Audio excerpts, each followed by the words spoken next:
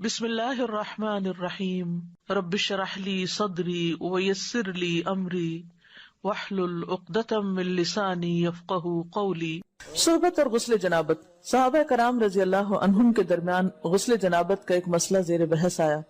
ایک گروہ کہتا تھا کہ غسل صرف دخول پہ فرض ہو جاتا ہے، انزال شرط نہیں، یعنی واٹر ڈسچارج جو ہے وہ ضروری نہیں۔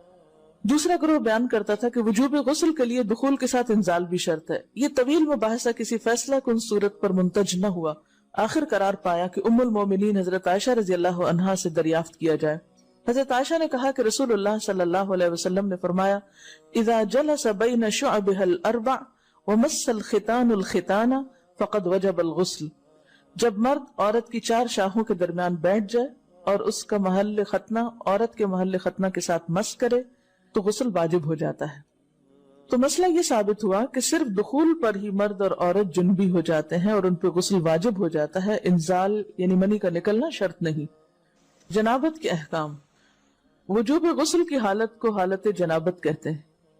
وجوب غسل یعنی جب غسل واجب ہو جاتا ہے تو اس حالت کو جنابت کہتے ہیں۔ جنابت کا لفظ جم سے، جم پہلو کو کہتے ہیں، نہیں بچنا۔ مندرجہ ذیل چار حالتوں میں مسلمان مرد اور عورت پر غسل کرنا فرض ہو جاتا ہے۔ نمبر 1، جوش کے ساتھ منی خارج ہونے کے بعد، اس میں احتلام بھی داخل ہے، یعنی کوئی ایسا خواب آئے یا ویسے۔ نمبر 2، صحبت کے بعد یعنی سیکشول انٹرکورس کے بعد۔ نمبر 3، حیض کے بعد۔ نمبر 4، نفاس کے بعد یعنی بچے کی پیدائش کے بعد۔ اس میں یاد رکھیے کہ بہت سے لوگ پوچھتے ہیں کہ اگر خواتین انٹرنل چیک اپ کرواتی ہیں تو کیا اس سے غسل واجب ہوتا؟ تو کوئی غسل واجب نہیں ہوتا جب تک کہ ان چار چیزوں میں سے کوئی چیز نہ ہو۔ اس میں یاد رکھیے کہ بہت سے لوگ پوچھتے ہیں کہ اگر خواتین انٹرنل چیک اپ کرواتی ہیں تو کیا اس سے غسل واجب ہوتا؟ تو کوئی غسل واجب نہیں ہوتا جب تک کہ ان چار چیزوں میں سے کوئی چیز نہ ہو۔ صرف منی خارج ہونے سے بات نہیں، بلکہ جوش کے ساتھ منی خارج ہونے کے بعد غسل واجب ہوتا ہے۔ رسول اللہ صلی اللہ علیہ وسلم نے فرمایا، جب تم عورت کی چار شاخوں کے درمیان بیٹھ مریض، مسافر، عورت، نابالغ لڑکا اور غلام جمعہ کی فرضیت سے مستثنیٰ ہے، یعنی ان پر جمعہ فرض نہیں۔ اگر چاہیں تو پڑھ لیں، نہیں تو ظہر کی نماز بھی کافی۔ گھر میں نماز پڑھے تو پہلے 4 سنت پڑھے، جی ہاں، اور پھر 4 فرض پڑھیں، پھر 2 سنت، پھر 2 نفل۔ جی، عورتوں کے مخصوص حالات کی وجہ سے ان پر فرض نہیں کیا، لیکن اگر اپنے چوائس سے وہ پڑھیں تو اچھی بات ہے۔ ابو عمر شیبانی سے مروی ہے، انہوں نے عبداللہ کو دیکھا کہ وہ جمعہ کے دن عورتوں کو مسجد سے نکال رہے تھے، کہہ رہے تھے کہ اپنے گھروں کی طرف نکلو، وہ تمہارے لیے بہتر ہے۔ یعنی کوئی یہ نہ سمجھے کہ عورت کے لیے جمعہ پڑھنا، یہ جمعے سے محروم ہونا کوئی بہت بڑی محرومی ہے، وہ گھر میں بھی نماز پڑھیں گی تو ان کو وہ اجر مل جائے گا۔ اصل میں عورتوں کو تیار کرنا ہوتا ہے مردوں کو کہ وہ ٹائم پر جمعے کے لیے نکلیں، کہ عورتوں کو گھر اس لیے رہنے کی ضرورت ہے کہ وہ مردوں کو تیار کر سکیں کہ وہ جمعے پہ جائیں وقت پر ہی خیر ہے، اور وہ لیکن منع نہیں ہے۔ حرم میں آپ دیکھیں کتنی عورتیں ہوتی ہیں، مسجد نبوی میں کتنی عورتیں ہوتی ہیں، اور واقعی دل پسیجتا ہے جب آپ اچھا خطبہ سنتے ہیں، اور اجتماعیت سے ایک دل کی حالت اور ہوتی ہے۔ دیکھیے، جو لوگ کامیاب ہوتے ہیں زندگی میں، خوش ہوتے ہیں، ان لوگوں کی سوشل لائف بہت اچھی ہوتی ہے۔ اور ہمارے لیے یہ مسجد، مدرسہ، یہ اجتماعی عبادتیں، یہ اکٹھے ہو کے عبادت کرنا، عیدیں، تراویاں، یہ سب یہ خوشی کا ذریعہ ہے۔ جو شخص صرف اکیلا ہو جاتا ہے وہ کبھی خوش نہیں ہو سکتا، کبھی۔ بہت سے لوگ اپنی کوئی چیز کسی کے ساتھ شیئر کرنا ہی نہیں چاہتے، نہ اپنی کوئی صلاحیت، نہ اسکل، نہ کوئی کھانا پینا، نہ کوئی اور اپنا وقت، نہ قوت، کچھ بھی نہیں۔ وہ خود ہی خود ہر چیز انجوائے کرنا چاہتے، ان کی ساری انجوائمنٹ ختم ہو جاتی، ڈپریشن کا شکار ہو جاتے ہیں۔ ڈپریشن کا بہترین علاج ہے، کیوں کہا آگے مریض کی عادت کرو، کیوں کہا آگے جنازے پہ جاؤ اور بعد میں گھر والوں کا خیال رکھو تاکہ وہ سنبھلے رہیں، تنہائی کا شکار نہ ہو، سبق بھی حاصل کریں۔ تو یہ جو مسلمانوں کی اجتماعیت ہے یہ دل کو خوشی دیتی، ایک سکون دیتی، یعنی اکٹھے ہونا جو ہے کسی بھی اچھے کام کے لیے وہ بڑے بڑے بوجھ ہلکے کر دیتا ہے۔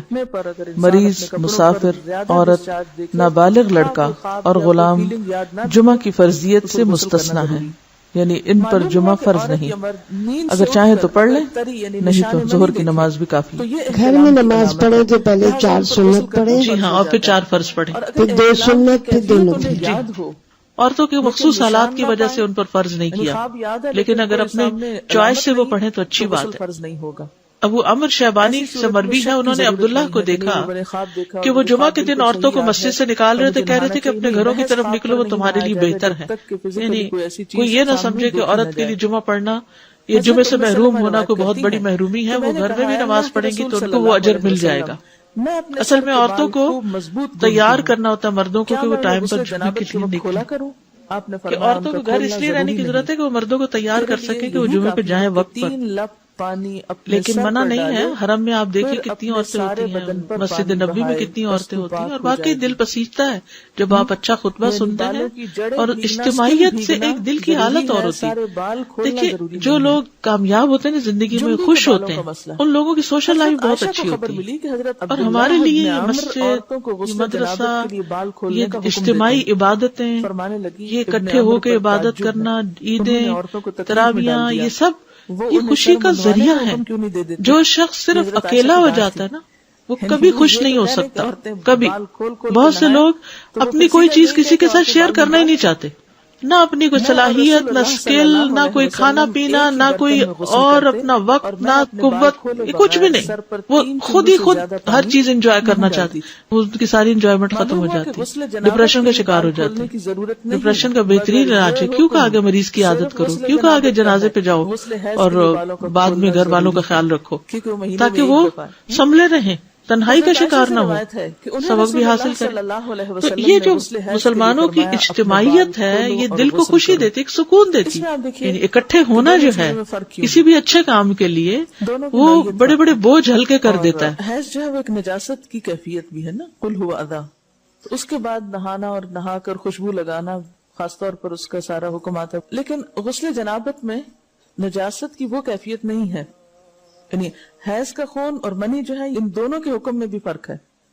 ٹھیک ہے نا. بعض علماء کے خیال میں جو منی ہے اٹ سیلف وہ ناپاک چیز نہیں ہے. اگر کسی کپڑے وغیرہ کو لگ گئی تو وہ کپڑا ناپاک نہیں. اگر اس کو خشک ہونے پر کھرچ کے صاف کر دیا جائے تو کپڑا صاف ہو جائے گا.